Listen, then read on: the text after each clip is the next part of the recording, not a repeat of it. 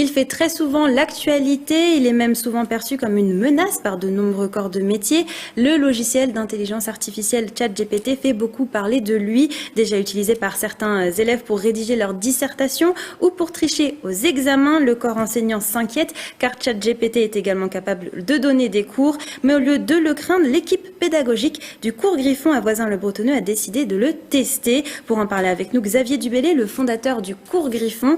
Alors, certaines écoles comme Sciences Po ont décidé de l'interdire à leurs élèves. Vous avez décidé de vous en servir. Pourquoi ? Alors, on a décidé de le tester.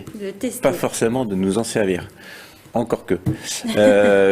Effectivement, Sciences Po a interdit à ses élèves de s'en servir. Alors, je ne sais pas du tout comment ils vont gérer le fait de faire appliquer cette interdiction, mais ça ne s'arrête pas là. Vous avez l'État de New York qui a décidé pour toute la zone d'interdire ChatGPT dans les facs. Alors nous, on s'y est intéressé parce qu'en fait, depuis le début, depuis la fondation du cours Griffon en 2013, on s'intéresse systématiquement chaque année aux nouveautés scientifiques, notamment en neurosciences, comment fonctionne le cerveau des enfants, et aux nouveautés technologiques, tout ce qui est numérique, évidemment logiciel informatique, pour intégrer tout ça au sein de notre pédagogie et de proposer toujours le meilleur à nos élèves. Donc le cours Griffon, c'est à la fois un enseignement très classique et très moderne. Et donc là, vous avez décidé de tester ChatGPT. Comment ça s'est passé concrètement ? Comment vous avez mis en place C'est très simple. Moi, l'intelligence artificielle, ça fait 4 ans déjà que je m'y intéresse. Et dès que j'ai eu vent d'une intelligence artificielle grand public qui allait être accessible à tous les gens de la planète et en particulier aux élèves, on a créé un compte fin novembre et on était dans les premiers et on s'est jeté dessus pour voir un peu comment ça fonctionnait. Et en fait, très rapidement, on a été déçus. Très rapidement, on a été déçus. On a pris 2 angles. On s'est dit, on se la place du point de vue d'un élève et puis du point de vue du professeur.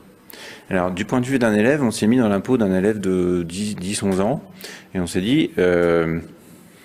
ChatGPT, explique-moi la règle de l'accord du participe passé, qui est un point clé du français, qui est toujours une difficulté récurrente chez les enfants en fin de primaire, au collège, au lycée, chez beaucoup d'adultes aussi. Et on s'est rendu compte que les informations qu'il donnait étaient partielles, voire fausses.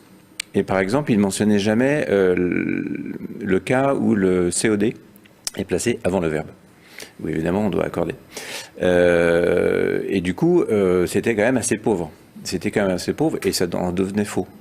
Et du coup, en réfléchissant, on s'est dit, en fait, cette nouveauté technologique, très puissante quand même, quand on sait bien s'en servir, ça va accroître les inégalités du côté des élèves. Parce que les élèves qui vont vraiment en tirer profit sont ceux qui auront des bases solides.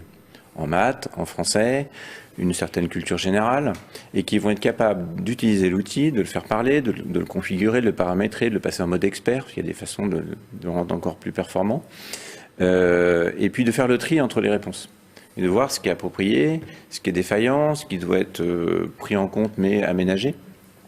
Et évidemment, un élève un peu faible, qui n'a pas les bases, qui n'a pas le recul, qui n'a pas les éléments, les connaissances nécessaires, va être perdu, va prendre pour argent comptant ce que le logiciel va lui donner, va faire copier-coller, mettre ça dans sa copie et avoir une note moyenne. Mais il n'aura pas ni fait le travail lui-même, ni appris à réfléchir en fait. Donc c'est ça, au niveau des élèves, c'est ça le principal danger. Ça a des limites aussi en fonction de la transmission du savoir. J'imagine que certains élèves, les petits, ont besoin d'une personne, enfin d'un humain pour avoir la transmission du savoir, ou même certaines formes d'intelligence en fait ou de mémoire nécessitent la parole. Absolument. C'est le deuxième point, c'est vis-à-vis du professeur.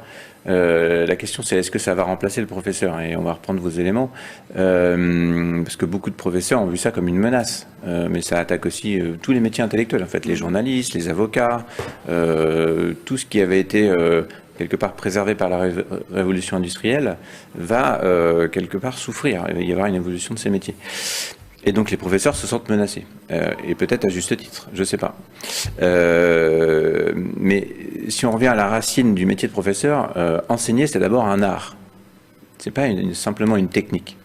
Donc c'est un art parce qu'il faut maîtriser et tirer profit de la tradition pédagogique française. On a la chance d'avoir connu en France la meilleure école du monde, que tout le monde nous enviait. Et tout ça reposait sur des programmes bien conçus et des méthodes efficaces, qui se sont un peu perdus.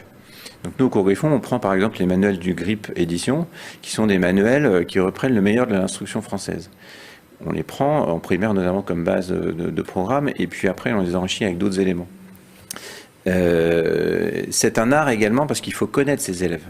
Le professeur, il doit connaître les élèves quasiment individuellement. Ceux qui ont des difficultés, ceux qui sont un peu plus à l'aise. Il doit connaître leur passé scolaire, leurs forces, leurs faiblesses, et à la limite, il doit connaître leur caractère. Parce qu'on n'enseigne pas de la même façon à tout le monde suivant les tempéraments. Et il doit également concevoir des cours qui parlent à toutes les formes d'intelligence, ce que vous mentionniez. Donc les auditifs, les visuels, les kinesthésiques. Un élève kinesthésique, c'est un élève qui a besoin de bouger pour apprendre ou d'écrire pour apprendre, par exemple. Et ça, ChatGPT, au point où on en est, c'est quand même assez pauvre. Et en fait, si on prend un peu de hauteur, tout ce qui manque à ces systèmes informatiques, c'est une incarnation. En fait, le problème de ChatGPT, c'est que c'est pas un humain. Il a pas de corps. Non, mais c'est même pas un robot humanoïde. Même demain, si c'était un robot humanoïde, ce serait pas un humain.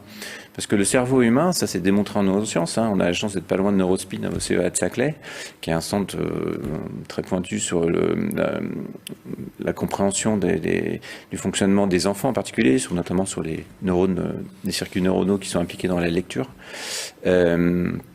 Eh bien, on sait bien qu'un cerveau humain, il comprend quand il regarde quelqu'un, quand il écoute la voix de quelqu'un, et il se passe un phénomène de neurones miroirs.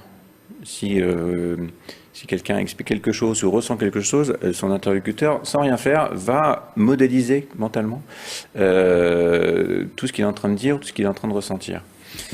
Et du coup, c'est à la limite de tous ces outils qui ne sont que des outils techniques et pas, il n'y a pas d'épaisseur humaine.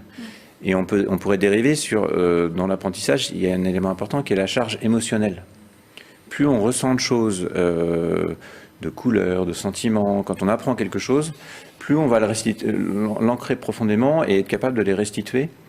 C'est une technique de mémorisation d'ailleurs pour les champions du monde de mémoire, ils utilisent notamment ces techniques-là, mais on le fait naturellement. Et ça, c'est absent de ces systèmes informatiques.